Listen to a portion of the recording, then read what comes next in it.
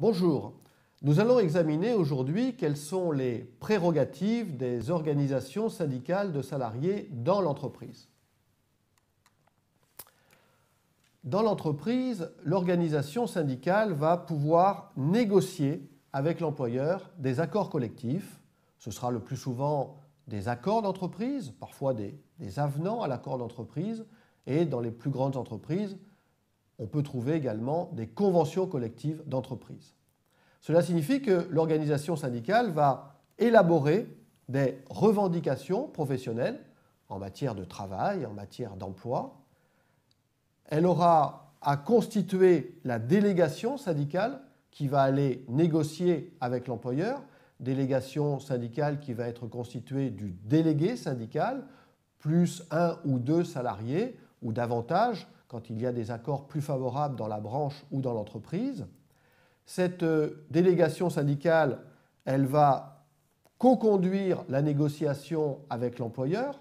C'est donc une construction en commun qui peut être plus ou moins coopérative ou plus ou moins conflictuelle. Et puis, cette organisation syndicale, elle va coélaborer l'accord d'entreprise. Autrement dit, l'accord d'entreprise doit être une co-construction entre l'employeur et les différentes délégations syndicales. Autrement dit, normalement, dans une négociation, l'organisation syndicale ne va pas simplement amender la proposition de l'employeur, mais elle va participer avec l'employeur et avec les autres délégations syndicales à la construction du projet d'accord d'entreprise. Cette organisation syndicale, et c'est un moment extrêmement fort, important dans les entreprises, elle va évidemment participer aux élections professionnelles.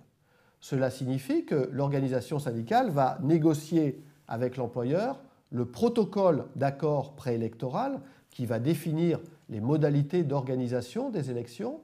L'organisation syndicale va établir les listes de candidats qui vont se présenter au premier tour des élections. Elle va s'assurer du bon déroulement des opérations électorales, du bon déroulement du scrutin, et elle va évidemment suivre les résultats de ces élections professionnelles au comité social et économique. Cette organisation syndicale peut agir en justice. Elle a la capacité d'agir en justice si elle est reconnue comme une organisation syndicale, c'est-à-dire si elle a déposé des statuts de syndicat. Un syndicat peut agir en justice, une section syndicale d'entreprise ne peut pas agir en justice. Elle va pouvoir agir en justice devant le juge civil pour faire appliquer un certain nombre de textes, notamment les textes conventionnels, accords d'entreprise, conventions collectives. Elle peut également agir pour faire appliquer des textes légaux du Code du travail. Elle va pouvoir parfois s'opposer à des clauses conventionnelles. Elle va pouvoir demander l'annulation de clauses qu'elle considère comme étant illégales. Et elle va pouvoir également accompagner des demandes individuelles, en particulier devant le Conseil de prud'homme. Donc les juges qui vont être ici compétents, eh bien, à titre individuel, ce sera le Conseil de prud'homme et à titre collectif, ce sera le tribunal de grande instance. L'organisation syndicale peut demander au juge d'ordonner à l'employeur d'appliquer des textes, peut demander au juge de faire défense à l'employeur de mettre en œuvre telle ou telle politique. L'organisation syndicale peut également saisir le juge administratif. Elle sera ainsi amenée à saisir le juge administratif pour faire annuler des décisions qu'elle considère comme étant illégales, par exemple une décision d'autorisation de licenciement d'un délégué syndical.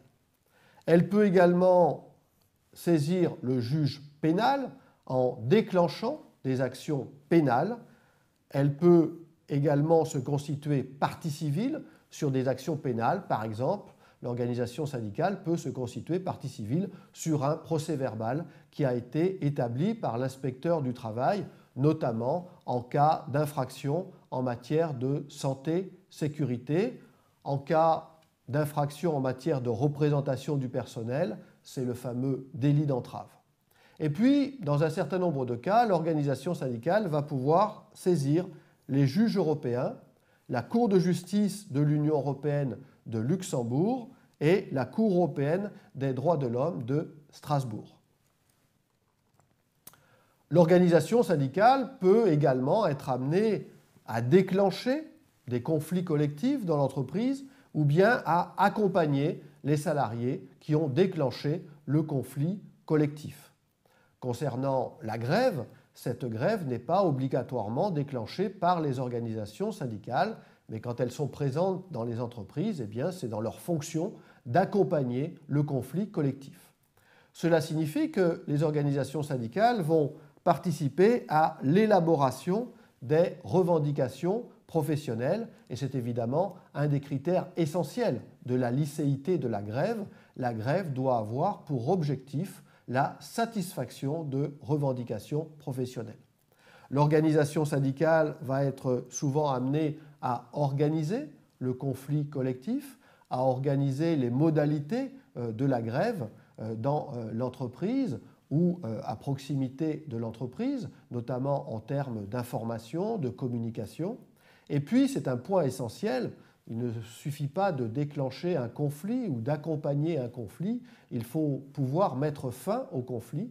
Et donc, l'organisation syndicale va souvent jouer un rôle important en termes de négociation d'un accord de fin de conflit où on va essayer de trouver un terrain d'entente sur un certain nombre de revendications et où on va essayer de définir les modalités concrètes de la reprise du travail pour que la vie professionnelle puisse se poursuivre de la meilleure manière possible dans l'entreprise. L'organisation syndicale peut donc mobiliser toute une série de prérogatives dans l'entreprise. Une de ces prérogatives essentielles est bien évidemment le fait de négocier des accords collectifs et en particulier de négocier des accords d'entreprise.